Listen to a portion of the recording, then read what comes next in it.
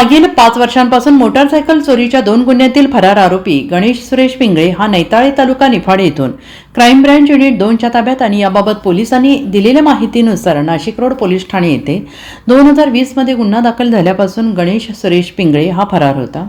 सदर आरोपी त्याचा शोध घेत असताना क्राईम ब्रँच युनिट 2 पोलीस हवालदार मनोहर शिंदे, पोलीस अंमलदार महेश खांडबहाले यांना मिळालेल्या माहितीने सदरचा आरोपी हा मतोबा मंदिर समोर नैताळे तालुका निफाड येथे असल्याची माहिती मिळताच पथकाने सापळा रचून त्यास ताब्यात घेतले।